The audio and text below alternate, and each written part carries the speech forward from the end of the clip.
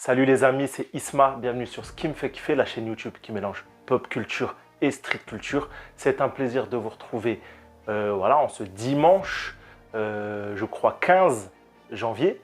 Et c'est à chaud que je vais vous faire la review de Viking Valhalla. J'y ai pris beaucoup de plaisir, j'aime beaucoup Viking, la grande série des années 2000. Et du coup, qu'est-ce que j'ai pensé de cette saison 2 de la petite sœur de Viking Valhalla? On va en parler tout de suite. Avant tout, abonne-toi, commente, like, partage, aide la chaîne à grandir. Je t'invite à aller découvrir le contenu qui mélange de la street culture et de la pop culture. Voilà, on parle de Star Wars, d'Heroic Fantasy, de SF en général, de Marvel. Et on parle aussi SAP, streetwear, street culture, sneakers. T'as compris le concept. Bref, à chaud, Viking Valhalla, qu'est-ce que j'en ai passé? Qu'est-ce que j'en ai pensé? Let's go. Eh ben, petite surprise.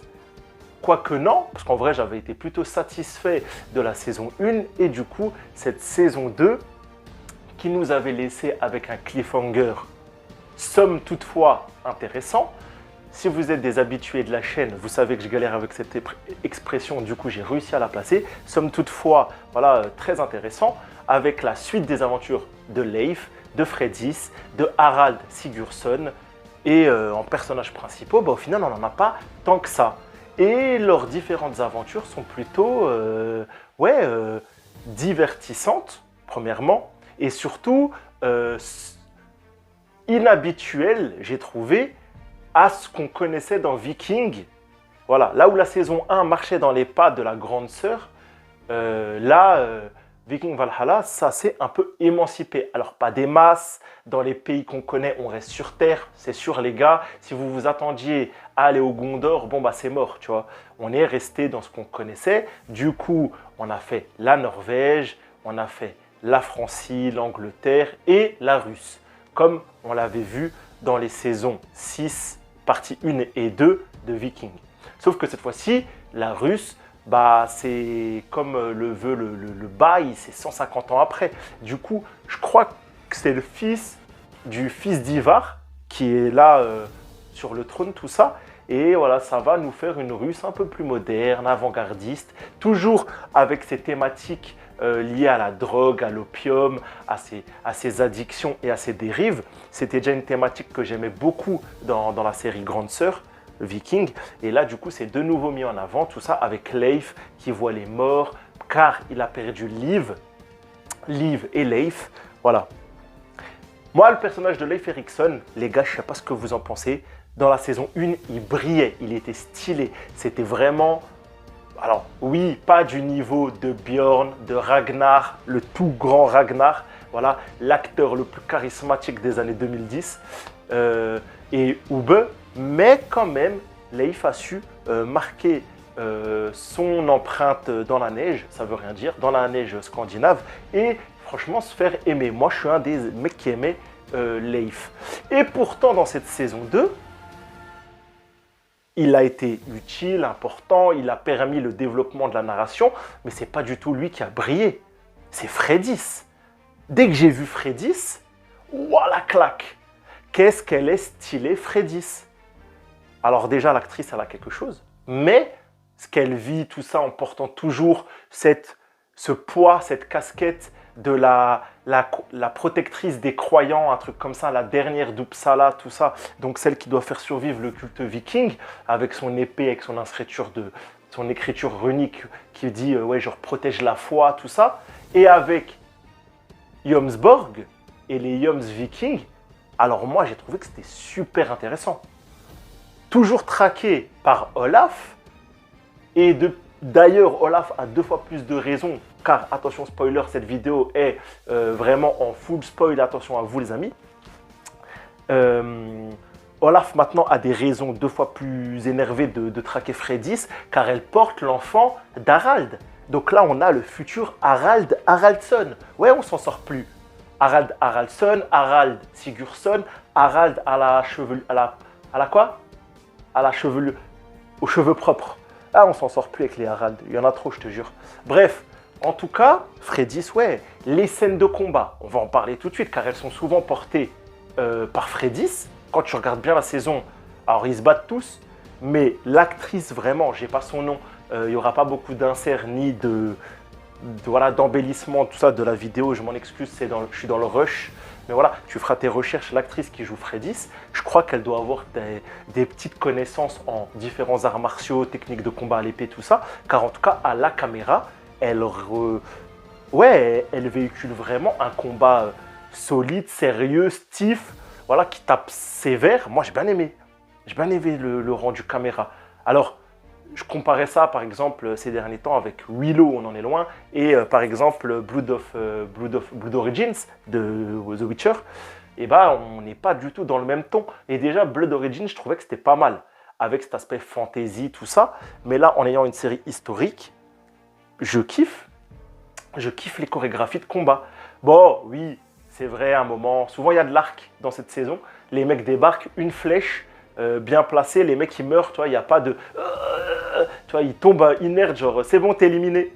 Ok, d'accord. Bon, c'est pas très crédible, mais mine de rien, les chorégraphies de combat épée H étaient plutôt solides. On n'a pas eu de grande bataille dans cette saison. On a eu une exfiltration d'une plage, on a eu voilà, pas mal de combats sur la glace. On a eu un combat dans une arène un peu underground, ça c'était pas mal, j'y reviendrai après. Voilà, on a des trucs plutôt cool. On a des trucs plutôt cool. Et Fredis, voilà, qui va rejoindre du coup Jomsborg et faire que Jomsborg devienne la vraie Jomsborg, le dernier refuge des Vikings polythéistes, car le christianisme est en train d'envahir la Scandinavie. Voilà, je trouvais ça bien fun. Donc Fredis, voilà, 5 étoiles dans cette saison.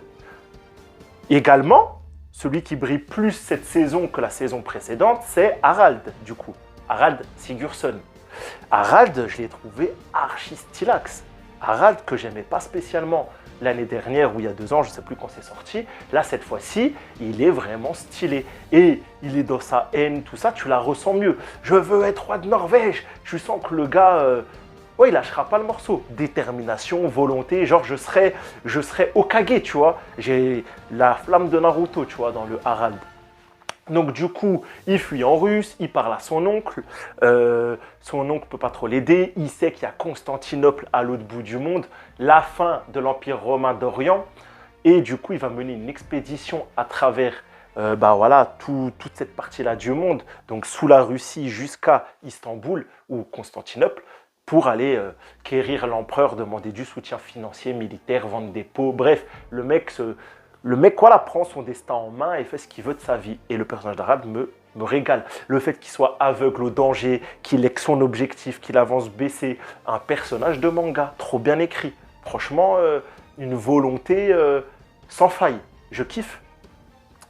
Bon, il doit quand même dire adieu à Fredis. Pendant son voyage, il rencontre une autre femme. Cette femme, c'est pas n'importe qui. Tu vois de qui je veux dire si tu as vu la fin de la saison.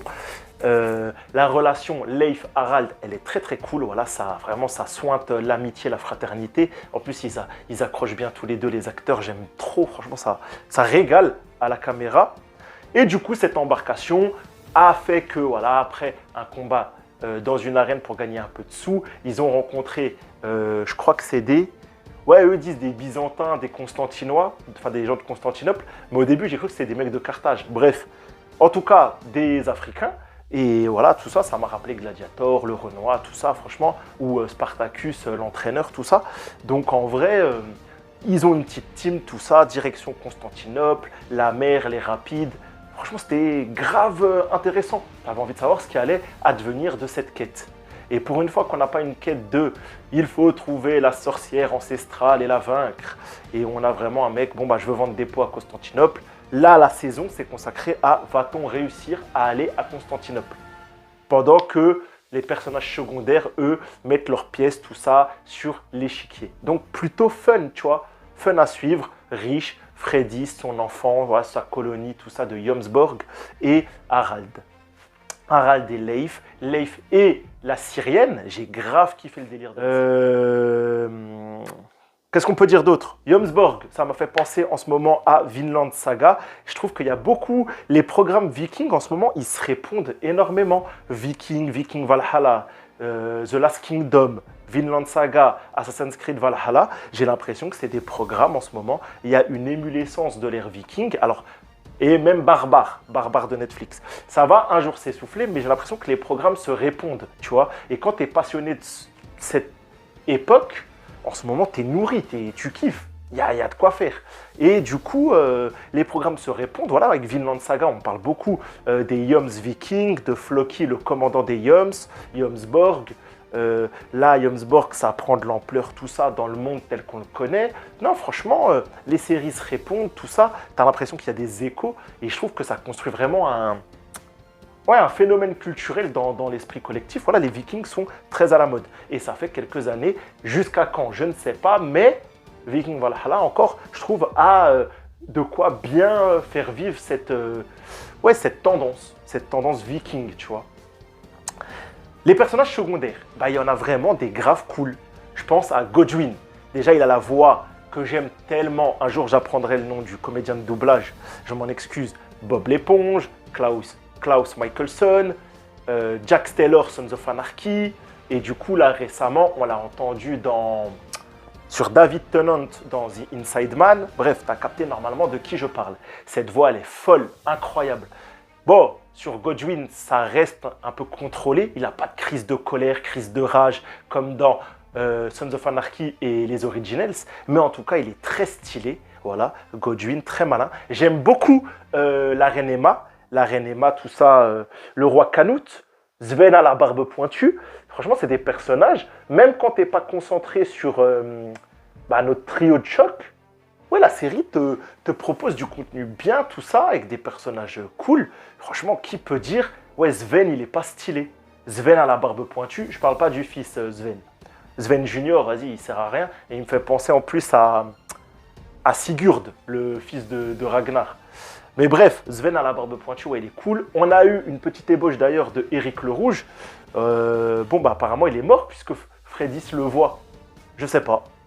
Vous me direz ça en commentaire si pour vous, elle l'a imaginé ou vu son fantôme. Voilà. Pas trop de mystique dans cette saison de Viking Valhalla.